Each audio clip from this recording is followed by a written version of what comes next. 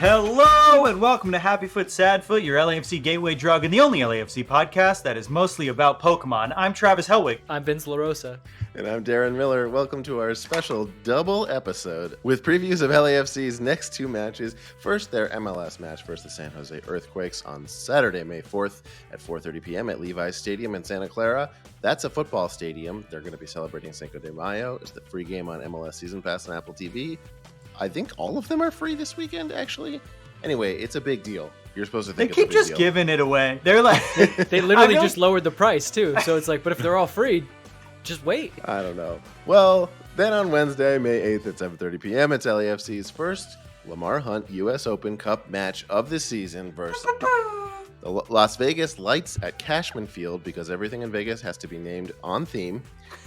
You can watch that on MLSsoccer.com. Cashman Field? That's so funny. Yeah, I don't know if it's like, let's name it Cashman Field, or if it's named after someone named Cashman, but it works either way. Anyway. Well, it's a baseball stadium, so like a lot of it doesn't make sense. Oh, really? Yes. Cool. Okay, you can watch that on MLSsoccer.com and USsoccer.com. And for both matches, we'll be live streaming our post-game call-in show 10 minutes after the final whistle at youtube.com/@HappyFootSadFoot. We're not sending in the B team for... You can watch Happy Foot Sad Foot 2. Yeah. Later in the show, we'll give LAFC the perfect guide to Las Vegas that you can use too on your trip. We'll look at some storylines for both matches, and we'll make some bets. But first, we've got a whole episode's worth of idle chatter to catch up on. It's time for listener-mandated banter. Darren, Vince, how was your week off from doing the preview pod? Awesome. I was actually thinking we should just never do these again. Yeah, it was pretty pleasant. No, I do a lot of work on these, Vince. It's a lot of my time. I'm just trying to help you out, huh? Yeah. I did one of those sailing trips around the world. Oh, that's nice. nice. You can sail around the world. Me and Darren's college roommate, who turned out to be a fuck, used to sail with his parents around the world. That's true. Oh, there's nothing I would want to do less than sail around the world and then also be with my parents. Yeah. When I think of sailing around the world, it's like romantic, and they did it on the OC. Whereas like you're doing it with the OC? One season ends with him like sailing on a boat. Maybe he was just going to Catalina. I don't know. Yeah, no, it just strikes me as like they all kiss on the mouth. So I'm gonna be in Vegas for the San Jose game, and I'm not gonna be there for the Vegas game. You're just that's on brand for you. That's a video that we made about LAFC at the Rose Bowl with the Galaxy in the very beginning. Yes, I booked the wrong thing. Just make sure you're wearing Levi's while you're in Vegas. I thought this was Levi's Stadium. Yeah, I really wanted to stay, but Friday, Saturday, Sunday, Monday, Tuesday, Wednesday, and then probably Thursday, way too long to be in Las Vegas. You'll easily be dead by then. Yeah. Also, there's no one wants to be in Vegas on a Monday or Tuesday. Oof. That's a rough crowd. And you definitely want, if you're going to do it for one, like I think one night, we'll get into it. I think one night's perfect for Vegas. But one night? Yeah, now that I'm older, 2 is too many because I can't stop myself from going hard the moment I land. And then the second day I wake up and I'm already hungover and feel like shit. So I have to like rally to go back out on the second day, where it's like you get there, you go hard, you get like an afternoon flight, and you had to sleep in your own bed the next night while you're still kind of hungover. It's great. Okay. Well, there goes our second segment. We're just getting really efficient at everything. First, we'll just cancel an episode altogether. Now, Travis will just go ahead and tell you exactly what's coming up. And we had good reasons to cancel, okay? I had a cold, and last time we did an episode where I had a cold, everyone talked shit about how awful it was to listen to. Darren's family was in town. Vince was in jail. So we did what we had to do. And and I want to be clear, he was in jail, not prison. He was only in jail. But his case is what, in August? Yeah, but managed in that time to get a tattoo. So, time well spent. You were getting a tattoo? That was really what you were doing? Yeah. I mean, you get an awesome tattoo. Here's the thing, Darren, and I know Travis and I have tattoos and you don't, but when you find an artist you love, you got to go back to them. And if they happen to be in jail, you got to do what you got to do. Fair. I feel like a prison tattoo, there's no better tattoo than a prison tattoo. People like mimic prison tattoos now. Wow. It's a lot of actual, like the single needle style for all of those that really want a lesson on tattoo history. That is actually developed from prison. That comes from guys guys come out of prison with like guitar string tattoos and being like, how did they get the line so thin? Well, it wasn't like because they wanted to do it that way, but that's how it came out. And now it's like a whole style and, a $1 billion industry. Yeah. And I mean, I have someone that gives me stick and poke tattoos when I'm in New York. And that's exactly that. It's literally like they're just holding it with a needle. Like I have thin line ones, but they still use the machine. The stick and poke, it kind of doesn't hurt either. It's like really nice and it's quick. Highly recommend. Basically acupuncture. Yeah. And before we get into the show quickly, I want to once again, last time, plug Hacks on Max. It comes out the day this episode is out. So if you're listening to this, the third season of Hacks, 2 episodes are out. It's got 100% on Rotten Tomatoes. It's got currently an 88 on Metacritic, which is crazy. Nothing is good on Metacritic. It is so good. This is the 3rd season. You can catch up. But honestly, the 3rd season is the best season. There's only been like 15 episodes total. And they're half-hour each. It's really easy to catch up. I'm so proud of my wife. It's great. I genuinely is my favorite TV show. So if you have Max, honestly, if you don't want to watch it, put it on and just watch it through. Because that would help me a lot. Okay? Just put it on in the background. You don't even have to watch. Ambient Hacks. It is good, but if it's not your bag, it does help. It help us out. I legitimately watched the show before I knew you. Oh, and really? It's legit very, very funny. Like, and for somebody that enjoys stand-up, but like doesn't normally watch movies about stand-up because they're or movies or TV shows about stand-up because they're so bad. Yeah. You watch it and go like, oh, this is why I've been avoiding everyone else, because they actually got it right. They did a really good job with this, and like stand-ups like it, which is a good indication that they did a good job. I think it's also happens. Yeah, and stand-ups hate everything. There's no way a stand-up started watching that show being like, I'm gonna love this. Yeah. Oh, they all wanted to hate it. They wanted to so bad, and then begrudgingly, like 4 episodes in, we're like, fuck, it's okay. I mean, they also we'll end the plug here, but they've won Best Actress 2 years in a row for a comedy. They won Best Writing. They won Best Directing. They've won Guest Actress a bunch. They win Emmys for the show. It's really good. So, if you want to help me out, leave it out in the background. And if you don't have Max, sign up and immediately watch, because I also heard that is very helpful if it's the thing you're signing up for. Oh, that's huge for sure. Yeah. Subscription. Cancel it in a month or something. Catch up and be like, look, Hacks is the only reason I'm even on this service. I guarantee they have some kind of like $1 for the first month thing, and then just cancel. Oh yeah, for sure. I think they also, it's like free with certain things too. Whatever. This is not what this has gone on long. Yeah, we want to get in the mood for Vegas. Visit Vegas. Okay, it's all about Vegas. Darren, start the show. I've already asked for these people to do too much. All right. Well, I'm a casual LAFC fan in that, yes, maybe I'm obsessed with the team, but it's not causing harm to myself or others as far as I can tell, and as long as emotional harm doesn't count. I still maintain a healthy work LAFC life balance and even have a few non-LAFC interests, like, I don't know, my dog. With such a well-rounded, normal life to maintain, I'm a real dummy when it comes to the intricacies of what goes on and off the pitch, beyond ball get kicked, ball go in net, Frenchman flip, and or record somewhat contrived selfie video. And that'll get you pretty far, but it'll leave you craving more too. Plus, what the fuck is the US Open Cup, and who is Lamar Hunt? I've literally never heard of either one in my entire life. Luckily, my friend Travis, the human LAFC crazy wall, has an LAFC obsession beyond saving, to the point where he's still fighting with Galaxy fans online, and El Trafico was literally weeks ago. But with crazy walls comes intel, and no matter how unhinged it gets, Travis catches us up every week on the storylines beneath the surface of LAFC's next match, so we can all enjoy it so much more in a segment we call Storylines.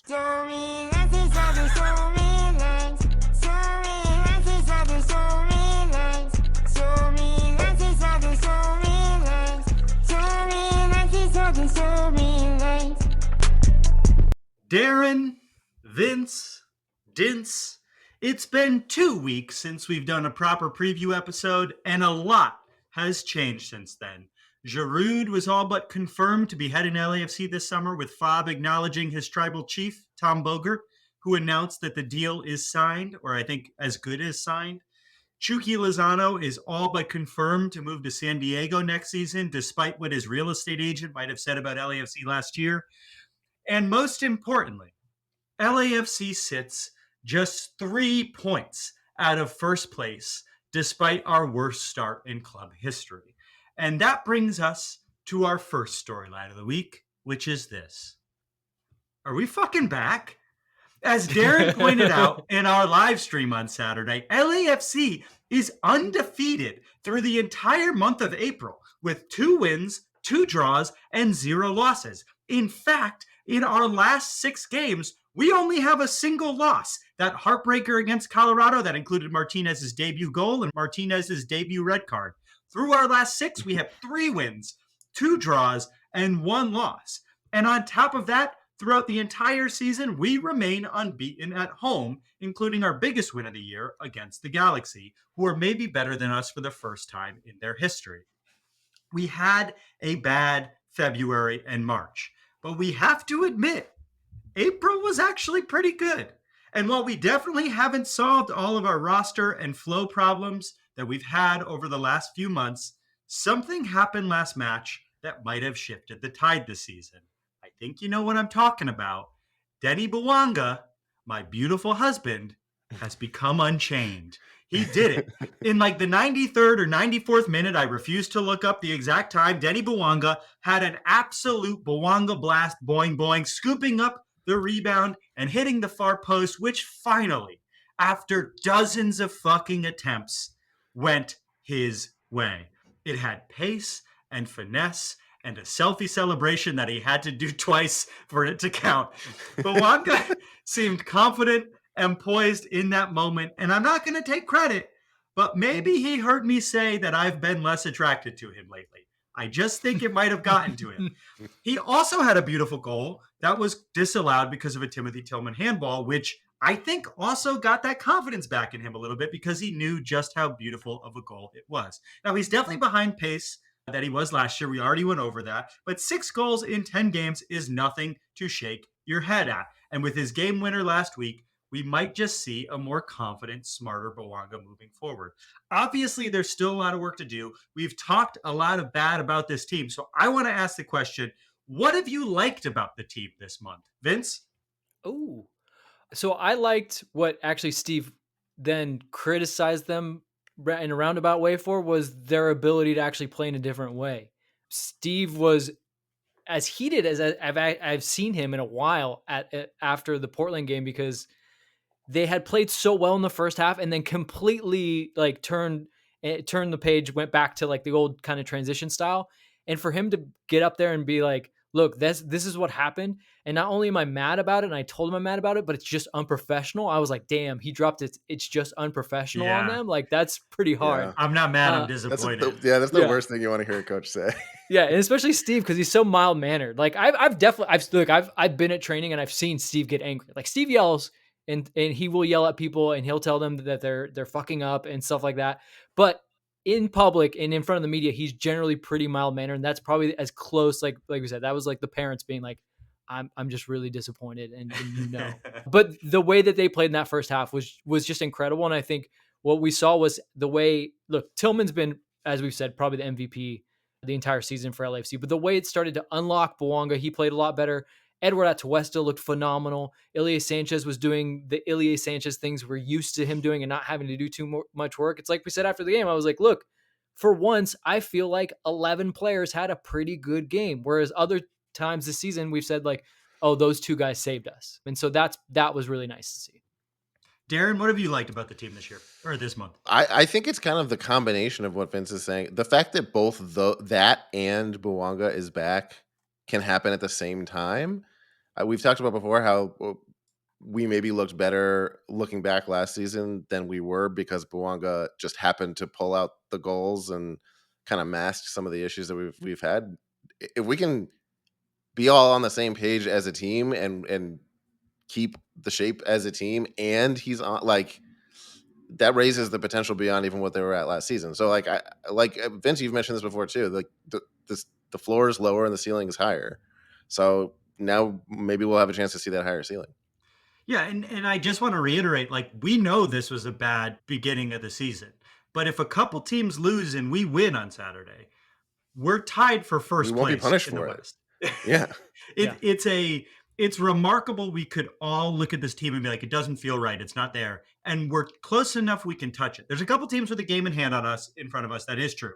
But it's still remarkable that we are where we are. And it speaks to, I think, the roster building and how good of a coach Steve is, especially as we kind of know that they're just waiting for the summer transfer window to open. And again, I want to say Tillman was incredible. Like the teams went bad for a few months. Tillman's had maybe one bad game in that stretch. He's just been great. But this revitalized LAFC squad has our first 2 matches in a week this season, which is a real throwback to 2023. The first match of the weekend is up in San Jose, which brings us to our second storyline of the week, which is this. Will Levi Stadium be anywhere close to full? San Jose has chosen to play our first matchup with them in their 68,000 seat 49er stadium. And I gotta say, not so sure it's a good idea. My assumption is that San Jose, 1, saw the Rose Bowl game and got jealous, and 2, has hated LAFC taking over their smaller stadium in recent years. And to be clear, I get it. We always take over their smaller stadium whenever we play there. So the decision was made to move the match to Levi Stadium, which was probably a gambit that they could milk more money from traveling LAFC fans. Maybe more will come up, while also elevating the rivalry among their fans and getting more San Jose fans to show up because they want to show that they have support for the team and fill out this stadium. That said, I kind of don't care about this rivalry, if we could even call it that. You know, here are the teams that I would consider bigger rivals than San Jose: the Galaxy, the Sounders, the Philadelphia Union, the Portland Timbers, honestly, Austin, weirdly, maybe even Vancouver, because we played them 8 times at the end of last season. Honestly, fucking San Diego. I hate them already, and I don't really care about San Jose. Who am I missing? Anyone else that could be? But the anticipation of a San Diego rivalry is honestly maybe like number 2 on that list behind the Galaxy. I agree. They don't even exist yet, and I'm like that's so intense to me. Plus the logo's so bad, they're gonna get Chucky Lozano. Fuck them. I really do hate them. But am I missing any teams that could be in the rivalry mix before San Jose? I really think they're 8th in the rivalry list. You could probably keep pushing them down farther. I would say LAFC fans want to beat like Atlanta more than they care about San Jose, because there's now, like that little bit of like we came in after them. Also RSL with Chicho now. Yeah, RSL. Like, I mean, they're like. I mean, we had some tough playoff games against RSL too. Remember, we threw the stuff in Nick Raimondo. Like it's we have the history with San Jose is mainly us taking over their stadium and it bouncing in a way that makes it seem not sound. But outside of that, like, it's a pretty evenly matched rivalry. We've won 9 times, they've won 6. But like, it's not. I don't feel hatred. I think they maybe hate us more than we think about them. Does that make sense? Absolutely. I feel like they just have to hate everyone because, I mean, let's be frank, they probably hate themselves the most. I mean, this is a team that's won 1 game. And like, as much as like, it's not that I just want to write them off, but like their ownership group has like fumbled the bag for over a decade. And so like, it's hard for me to take them seriously. And I think that they're, like I said, the fans hate themselves, not the fans. The fans hate their club more than anything because they're just so sick of having a shitty team. And they want to be good. Like, they have some interesting players, and I think their coach is decent. But again, they come out this season and really just kind of shit the bed. I do think if they were called the San Francisco Earthquakes, we would hate them so much more. But San Jose, I have a fond feeling towards, even though I know it's close to San Francisco. But sure. you just touched on something that I want to keep going on, which is San Jose is god awful this year. They're sitting dead last in the West with 4 points on 10 games, with 1 win, 1 draw, and 8 losses, and the worst goal differential in the West with -11. The second worst goal differential is Dallas with -3. That's how bad they are compared to every other team in the West. Wow. I can't imagine there's very many San Jose fans who are itching to go see this game on Saturday with the team as bad as they are. You touched on it a little bit, Vince. Anything else we should know about this team? How do we match up against them? We know they're bad. Anything else? Who should we watch for? Look, they still have some good players. Jeremy Ebobisse, Christian Espinoza are good players. They just got a new player from Argentina who is related to Diego Maradona, but I don't think he's going to be able to be there in time. He's like a number 10, an Evander type who just kind of floats around like Thiago Almada type. But like I said, I don't think he's going to play. The problem is, as much as Christian Espinoza and Jeremy Ebobisse and Kikanovic are pretty good, like they absolutely cannot stop anyone. And then to make it worse, they have the worst like the absolute worst goalkeeping in the league by the advanced metrics. So their post shot XG like is just absolute garbage. The goals that maybe they should have saved, they're so far below. Yarborough has just been so bad. So like they can't stop you from getting to their goal. And then once you do get to the goal, their goalkeeper is not going to put up much resistance. And that's been their biggest problem. That means that there's two outcomes for this game. We get some much needed confidence, or we get a lot of shots on goal and miss like we've been doing all season long, which will be even more frustrating. Darren, with San Jose playing so terribly, do you think Levi Stadium, the gambit of moving it there, was smart? Like, if you were a San Jose fan, is this something that you would want to go to? How are you feeling about where we're playing this game? I think it works. I think they're trying to make it like, hey, if you're going to go to one game this season, here's like one of like 3 you should choose from. And they make a big deal out of it. And that's like, people make a point of going to this game. And I think when you don't have great attendance, I don't know what their attendance is like normally, but when you're in a situation like they clearly are in, I think you got to like, try to like funnel people to like certain, tentpole games. And then really it's like a Cinco de Mayo thing. They're making it a big celebration. I think they've got like, they did this with us last year. They've got like performances and stuff going on. It's like more than just a soccer game because it sounds like it needs to be to get people there. Oh man, that's depressing. Oh wait, hold on. Also, I'm just remembering, didn't we play a game last year where the Quakes had a weird mascot? What was their name? Yes. It's just it's a blue human, I think. It's a really weird blue human, and there's the backstory is like he was displaced by an earthquake and was found wandering around near the stadium, and they took him in.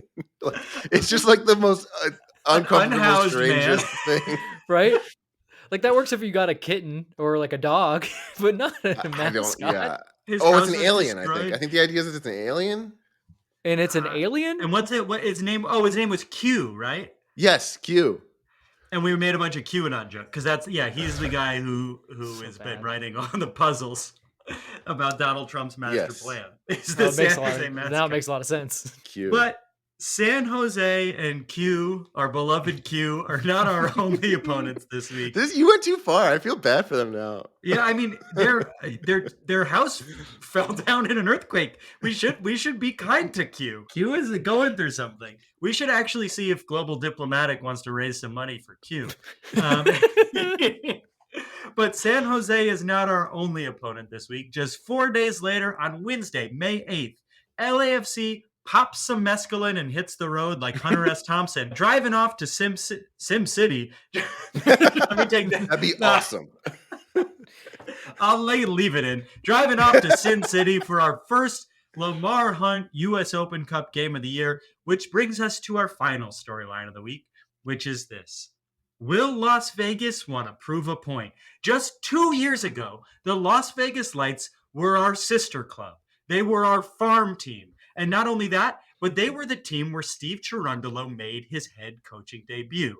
The Las Vegas Lights were always bad, but lots of LAFC Academy kids got to play out there. Steve got to cut his chops out there among the degenerate gamblers and well-paid sex workers.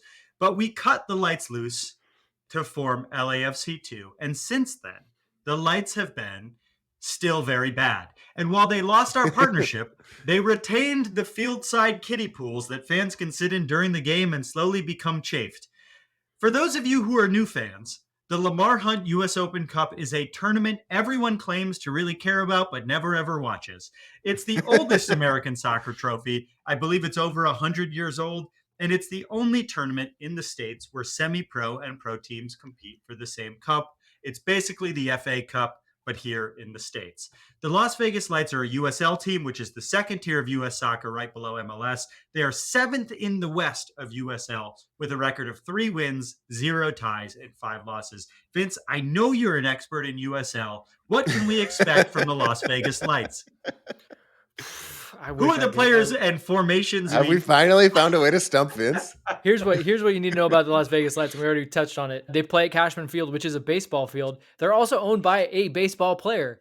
Jose Bautista, formerly of the Toronto Blue Jays, is the owner and president of the club, or part owner, I believe. I think the main guy is still there. I mean, look, the Lights very much wanted, the Lights and LAFC both very much wanted to keep their partnership.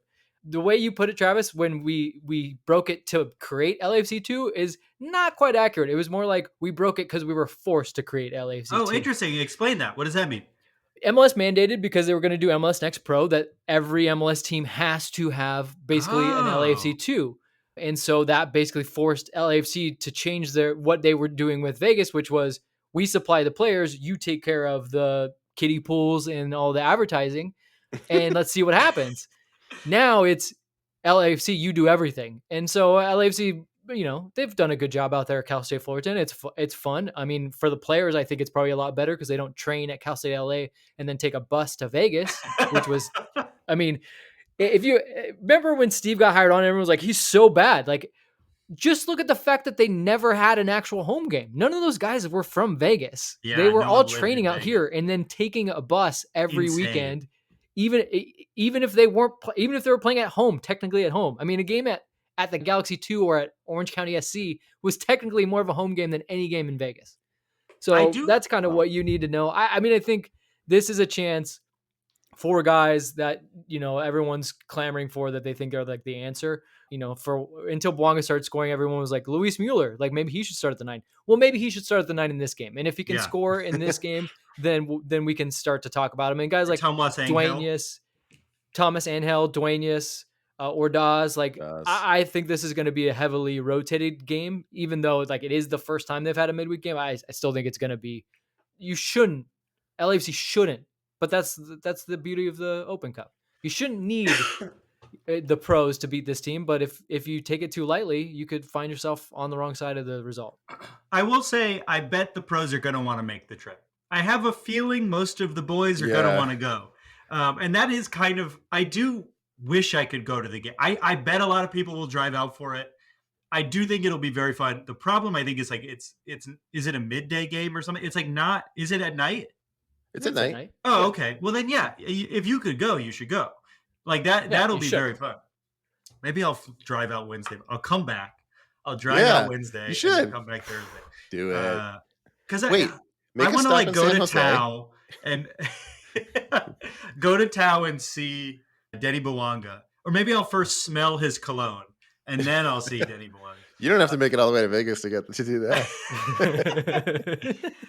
Darren, we got Vince what he was an expert in, which is USL. Now a question that you're an expert in. What's the best way to deal with chafing?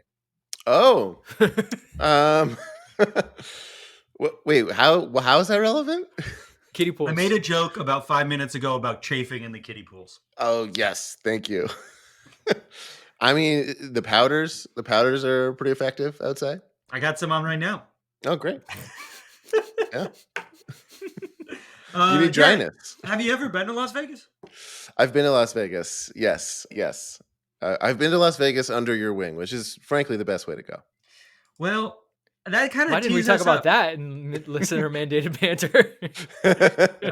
Well, Darren, you just led us into our next segment. We got 2 games in 1 week. Happy 2023, everyone. When we come back, we're going to play a segment about visiting Las Vegas.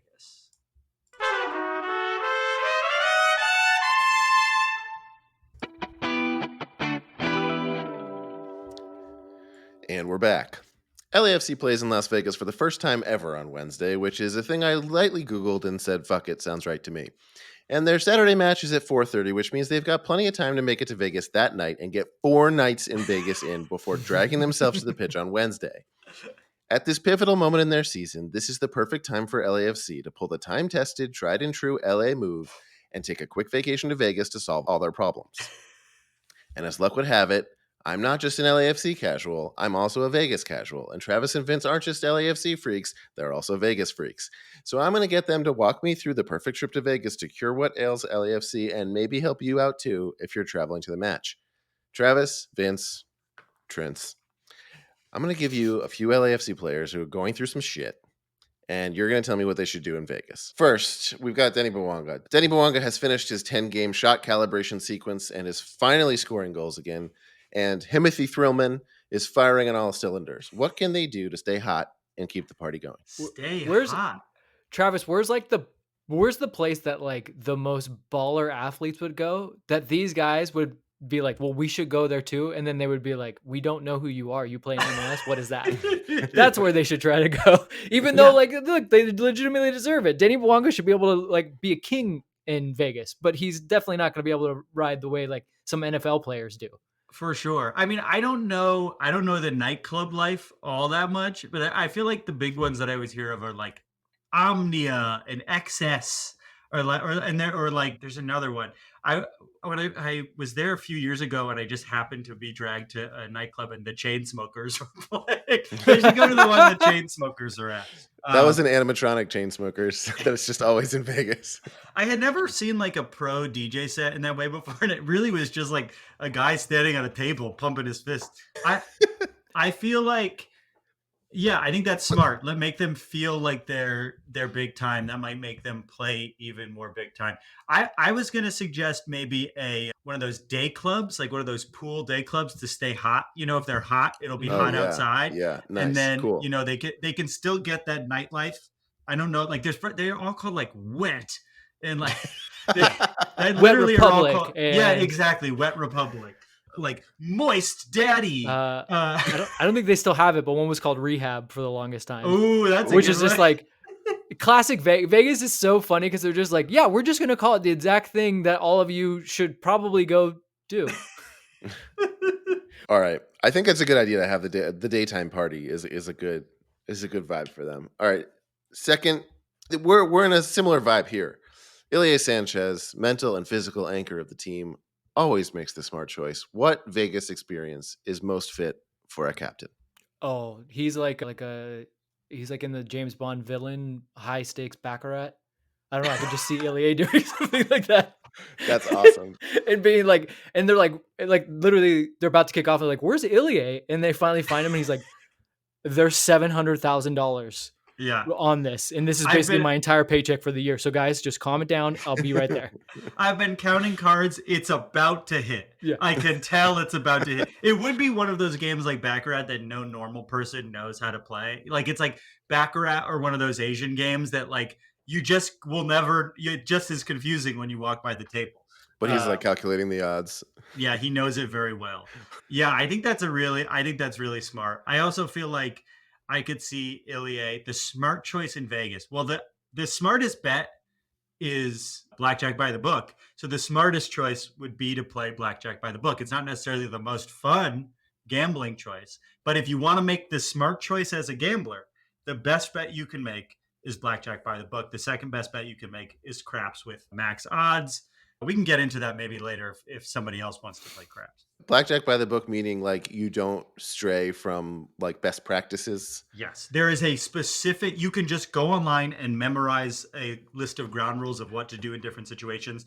There's apps that'll teach you that. And it's not, I don't find it fun because there's absolutely there's You're the computer. Yeah, you're just like sitting quietly trying to remember. And then sometimes it doesn't work. But like if you play over an extended period of time, that is the safest bet in the casino. I think that's probably that's what's frustrating about gambling is because the way to do well in gambling is that for every game. It's just that the other games are way more complex and it's harder to be the computer when it's like Texas Hold'em. But that's what the people winning at that game are doing too. It's just harder to do that. Yeah, it's just not fun. I mean, I that's why I like playing craps because craps remains fun while still, if you bet properly and don't get confused by all of the shit going on and all like the sucker bets, it does have the second best odds if you play properly. But there's a lot of like weird crap systems online that are complete horseshit that will make you lose a bunch of money. You could win money fast, but you'll lose money fast as well.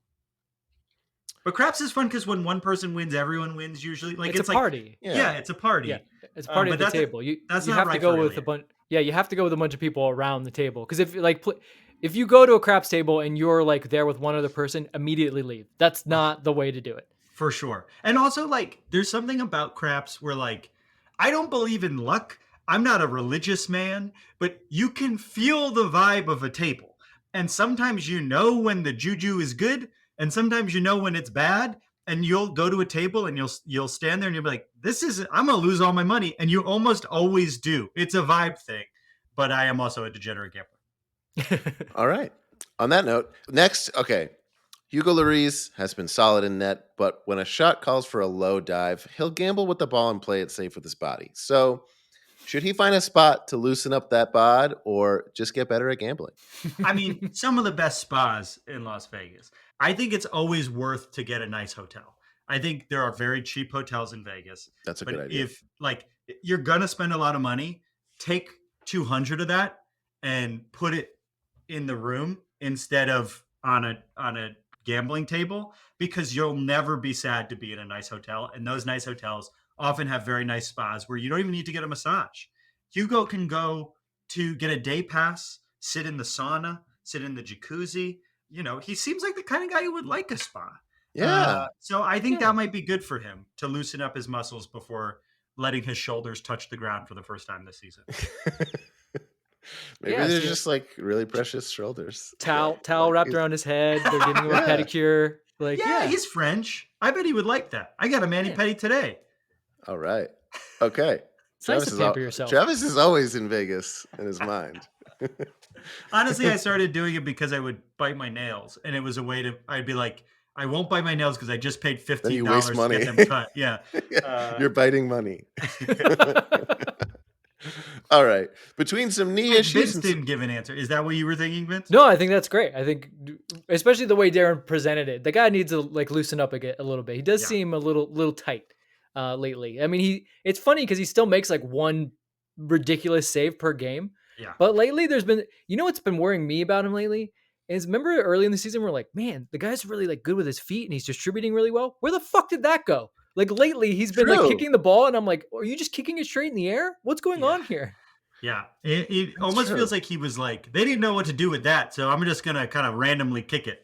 Yeah, that's a good question. He needs something. But like I think he needs something small, a small enough amount that this is actually maybe what he needs. And Also, nothing more. hear me out. Mushroom chocolate. he might Okay, need he keep might need to going. loosen up spiritually as well Yeah. as well as physically. He's got All some right. trauma built up. Actually, that's what this next one is for. Between some knee issues and some mental mistakes lately, Jesus Murillo is looking a little shakier than usual in the back line. Meanwhile, Bogusz is fully untethered, bouncing around different roles while the team looks to solidify their identity. Where should they go to get their minds right before the match? Bogusz is totally a pool guy. Bogusz is at rehab easily. Yeah. I mean, the guy played at Ibiza, so I mean, That's true. he's gonna be like, this is nothing. This is nothing compared to what Yeah. you could do where I was. He's probably not going to want to go to just like straight club situation. I also remember I follow him on Instagram, and when the season ended last year, he and his girlfriend or wife immediately went to Dubai and were there for like a month. So yeah, Wow. I think they're gonna go to the nightclubs to loosen up. Fair Murillo, I do think maybe Murillo, we could do some mushrooms, maybe a light dose of LSD. We could see if that could help him a little. Like a microdosing yeah, buffet. he's not getting high. Yeah. Murillo's he's so like gentle giant-ish and kind of clumsy-ish. I just want him in like a pink stretch Hummer, like standing out the top, like with out the sunroof, just like screaming at Vegas, being like, I'm in Vegas. And just like like that to him. And like they get to the casino and they're like, well, here you go. And he's like, no, let's go around again. That's what I want to do. Like he just keeps doing the limo. Just want to do the strip. I honestly now knowing that, it's like, yeah, maybe he would want to like go on the roller coasters. Oh, New York? Yeah, he could go do that, or he can like. Remember one time I did CSI has an experiential thing where Oh my you God. go and there's a crime scene and you gotta solve it, and it's not fun. Everyone solves it, but I bet there are people who would find that very fun. There's also Is this that thing- like a light version of an escape room? Yes, it's an escape room where everyone passes. It's really not fun. But there is actually a thing that I want to try that I haven't done, that I've been recommended a couple times, called Omega Mart. And Omega Mart Oh, is, yes. have you I've heard done this? amazing things about this. Yeah, Yes. You it's should definitely do this. it's the guys who did Mother Wolf in Santa Fe, New Mexico, which is like a famous, technically an art installation, but it's like a big experiential puzzle fun thing. Everyone's got a different experience when they're in there. And Omega Mart is as if you're at a grocery store, but you can, like, everything's weird. You can explore these different places. And supposedly it's the most fun thing to do in Vegas right now. It's called Omega Mart. You're also you're missing one other most fun thing to do in Vegas right now, which is the Sphere. I Mm.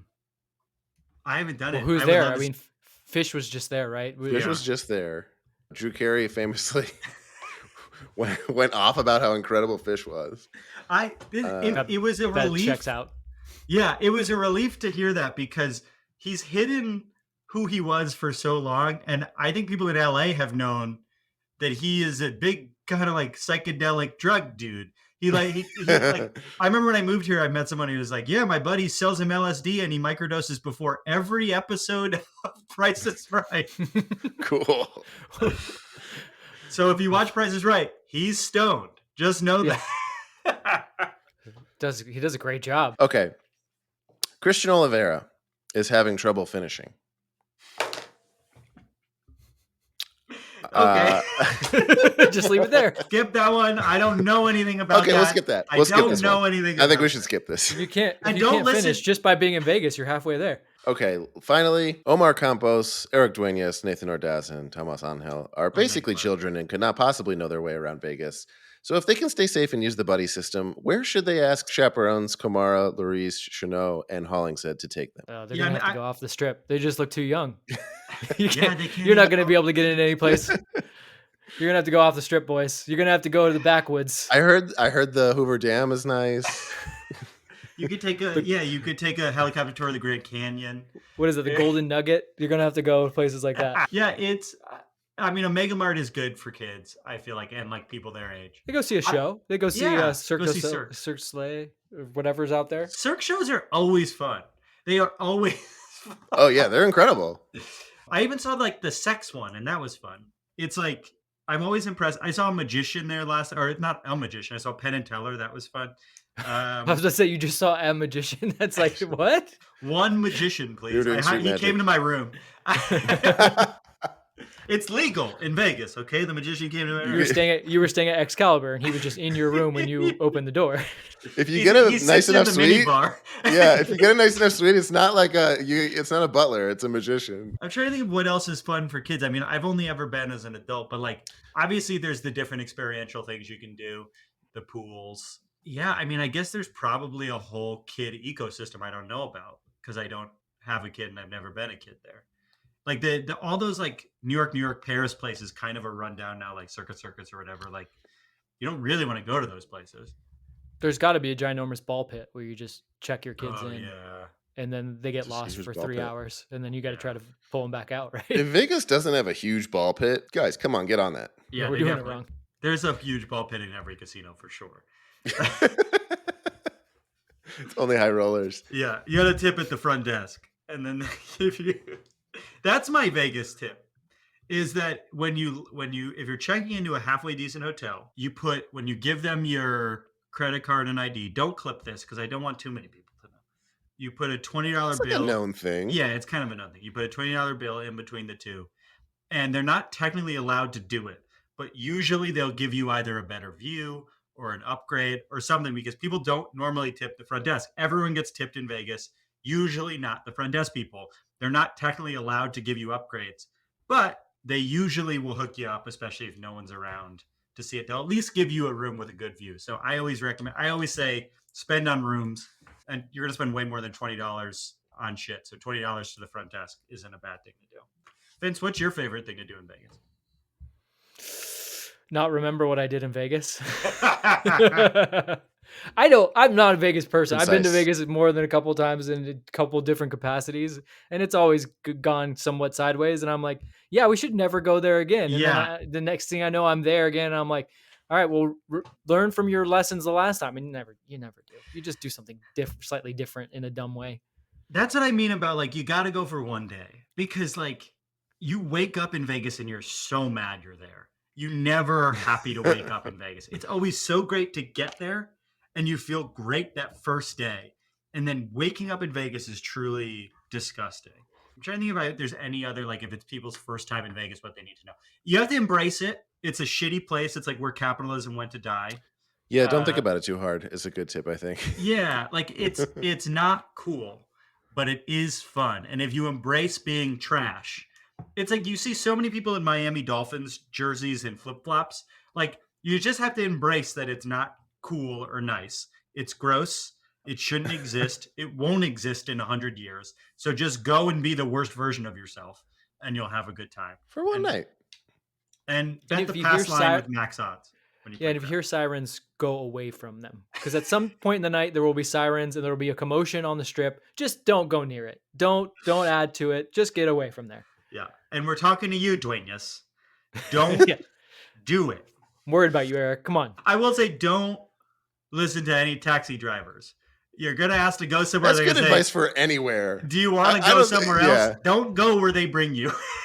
Make sure also, if anybody offers you drugs, do not take it. Yes. Do not take it. Do Never. not go with them anywhere. Do not. If they say like, oh yeah, I just my buddy around the corner. Don't do it. Don't do it. Yeah. No matter how bad you may want some, don't do it. You know, thinking about factoring all of these things in, it sounds like maybe the best idea is to kind of just stay home. No, they should. And not go? Yeah, just don't go to Vegas. No, it's good. As someone who's going to leave for Vegas in 36 hours, couldn't be more excited. I know I'm going to hate it soon, but right now, very excited. I've been to Vegas few enough times that I genuinely love it, and I haven't had a crazy enough time for it to be like, oh God, this is terrible. Yeah. It's a good small doses place. But lucky you, maybe you should go with Travis this weekend. I'm in. I mean, you're welcome to come. All right. Hey, there we have sure, it. sure. You're welcome to come. Oh sure. yeah, you can. no problem. Great idea, Vince. Yeah, he can come. Oh my God! I just got a text. It's Vegas is they canceled. Closed. They closed. It's They closed closed. Oh, there's a COVID outbreak. They closed it down again. Oh, I said they're full. I think. They're full. Uh, No vacancy. All right, I think we figured it out. We have the perfect trip to Vegas for our squad, and maybe yours too. When we come back, we're staying in Vegas to make some bets.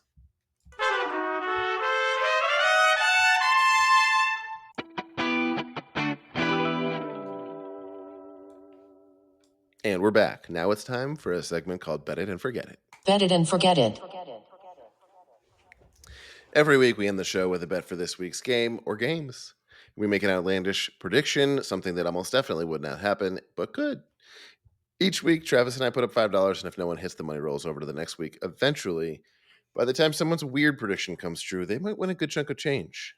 None of our bets cashed last week, or the last time we did this, so our bet pool for this week is a cool $100. Ooh. Hitting the Time big to get bucks serious. just in time for Vegas. What is it going to be this week? My bet that didn't cash was I thought when I was in New York I would see 5 people wearing New York Red Bull merch. Oh yeah, what's the final verdict on that?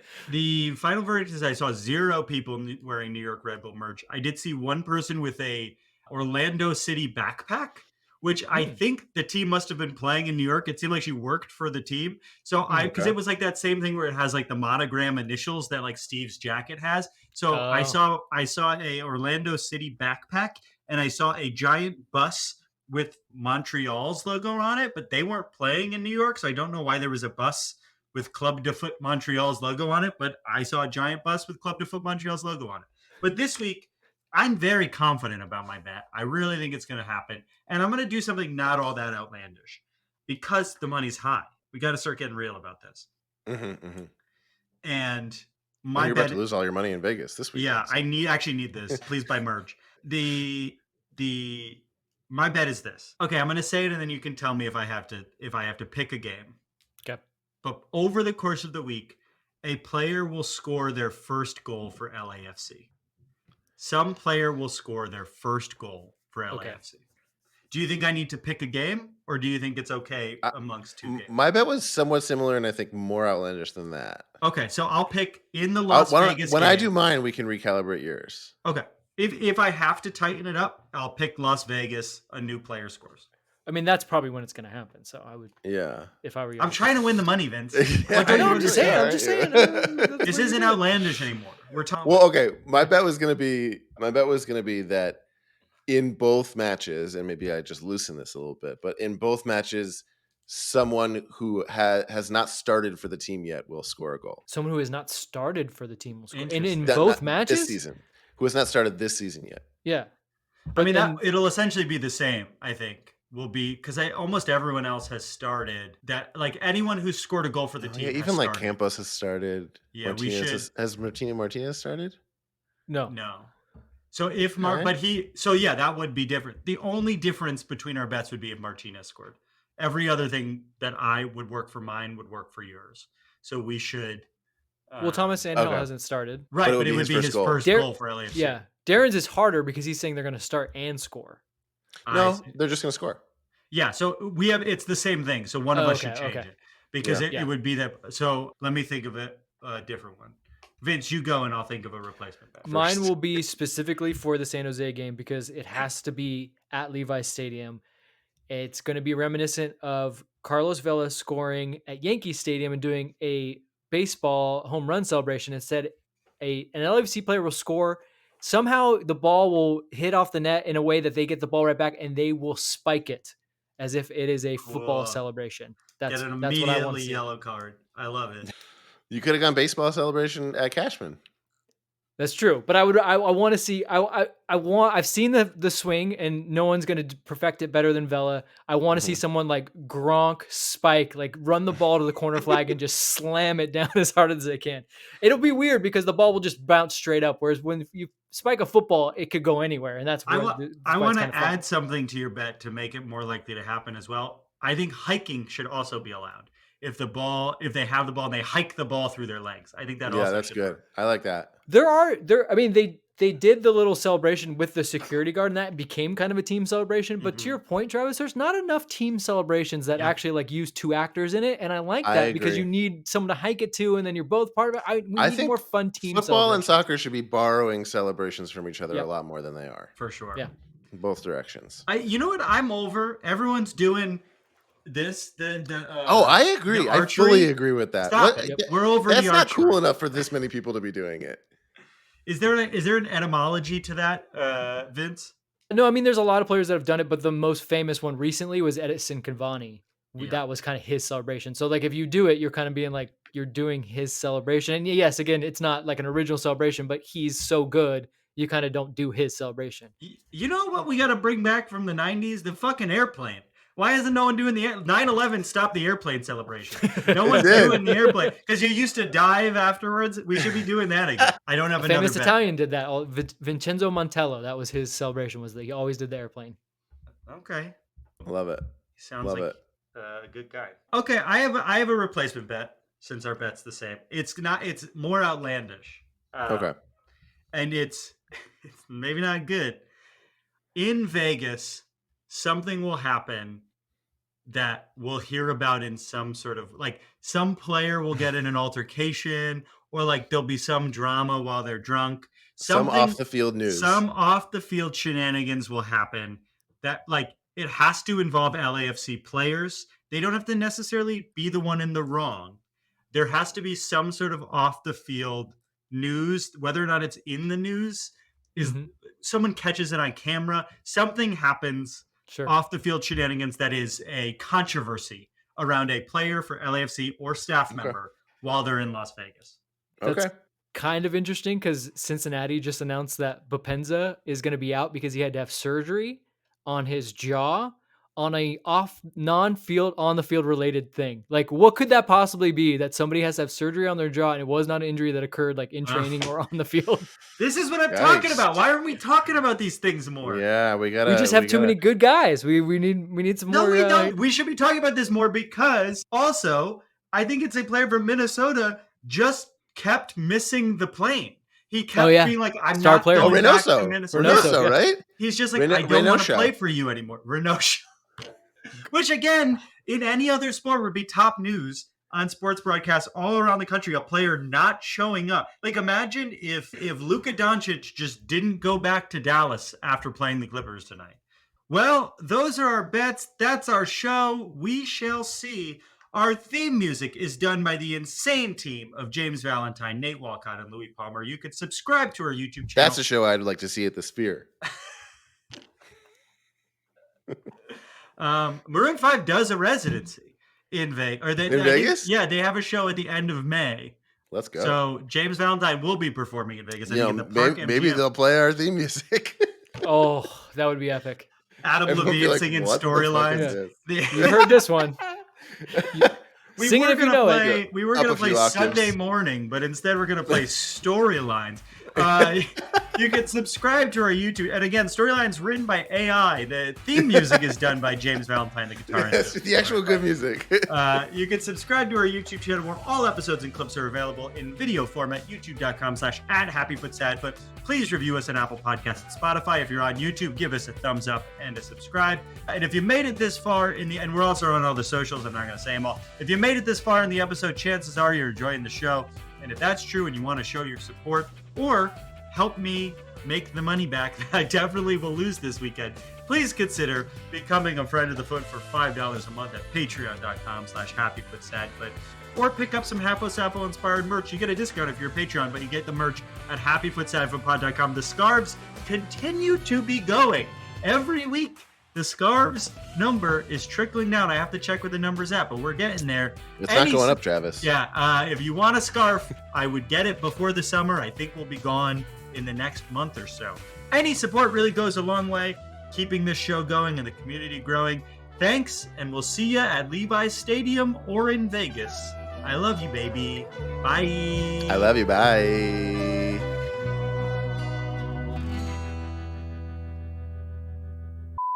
Vince, have you thought about going on some sort of mood stabilizer to make this more comfortable for you? I know. I've actually been talking to my therapist about this, and she's just wondering. It's just a podcast, and I'm like, yeah, but it's my life, and so we've gotten really deep into this, and we're untangling it. We might get there by the end of the season.